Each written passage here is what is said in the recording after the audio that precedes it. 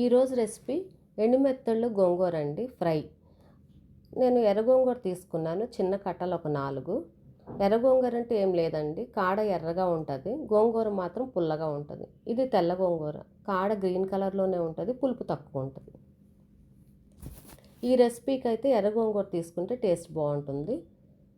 ఆకంతా శుభ్రంగా క్లీన్ చేసుకోవాలి, వాష్ చేసుకోవాలి. ఒక కాటన్ క్లాత్ మీద స్ప్రెడ్ చేసుకోవాలి, ఈవెన్గా స్ప్రెడ్ చేయాలండి. ఒక 12 అవర్స్ అన్న ఫ్యాన్ గాలికి కానీ లేకపోతే నీడలో కానీ ఆరబెట్టుకోవాలి. ఎండలో ఆరబెట్టకూడదండి, నీడనే ఆరబెట్టుకోవాలి. ఒక 12 అవర్స్ అన్న, అంటే ఈరోజు మార్నింగ్ వేసామనుకోండి, నెక్స్ట్ రోజు మార్నింగ్ యూస్ చేసుకోవచ్చు. ఆరిపోయిన తర్వాత ఇట్లా ఉంటుందండి. గోంగూరని చిన్న ముక్కలుగా కట్ చేసుకోవాలి. ఇవి ఎండు మెత్తళ్ళు అండి, తల అది తీసేసాను. ఇప్పుడు వాష్ చేసుకోవాలి. ఇలా వాష్ చేసేసుకోవాలి.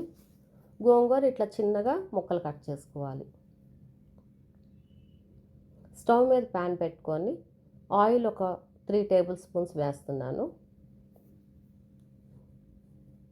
ఆయిల్ కాగిన తర్వాత పచ్చిమిరపకాయ ముక్కలు ఒక 5 పచ్చిమిరపకాయలను ఇట్లా సన్నగా పొడిగా కట్ చేసి పెట్టుకున్నాను, వాటిని వేసాను.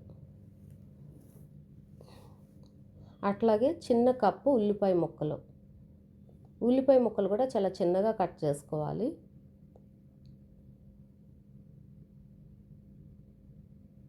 అలాగే వాష్ చేసి పెట్టుకున్న ఎండుమెత్తళ్ళు వేసేయాలి.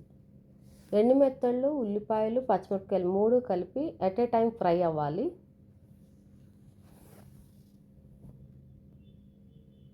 ఇట్లా ఫ్లేమ్ మాత్రం లోనలో పెట్టాను.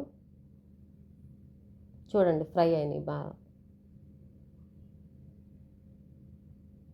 ఈ టైంలో టేస్ట్కి సరిపోయినంత సాల్ట్ వేసుకోవాలి.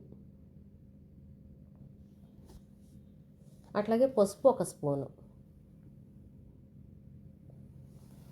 ఈ కూర సింపుల్గా అయిపోతుందండి, ఈజీగా. ఇప్పుడు కట్ చేసి పెట్టుకున్న గోంగూర కూడా కలపాలి.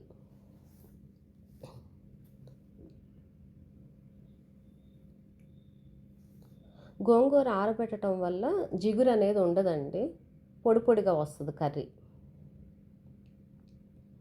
చూడండి, అంతా మిక్స్ చేస్తూ ఫ్లేమ్ లోలో పెట్టి ఫ్రై చేయాలి.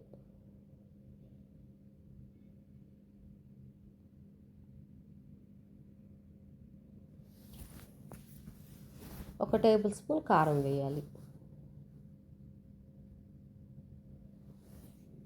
కారం వేసిన తర్వాత కూడా మొత్తం మిక్స్ చేయాలి. ఒక 2 నిమిషాలు ఫ్రై చేయాలి.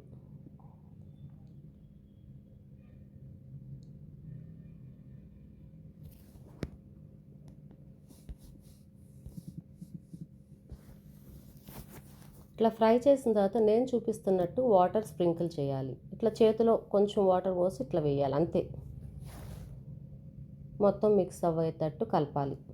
కలిపిన తర్వాత ఫ్లేమ్ లోలో పెట్టుకొని మూత పెట్టేసుకోవాలి. మధ్య మధ్యలో చూసుకుంటూ ఉండాలండి. చూడండి, ఆ వాటర్ అంతా ఇంకిపోయి కూర అంతా దగ్గరగా ఉంది. ఈ టైంలో మూత పెట్టకుండా ఒక 2-3 నిమిషాలు ఫ్రై చేయాలి. పొడి పొడిగా వచ్చేటట్టు ఫ్రై చేయాలి. చూడండి, పొడి పొడిగా వచ్చేసింది. అంతేనండి, ఇంకా కూర రెడీ అయిపోయింది. మీకు ఈ వీడియో నచ్చితే సబ్స్క్రైబ్ చేయండి.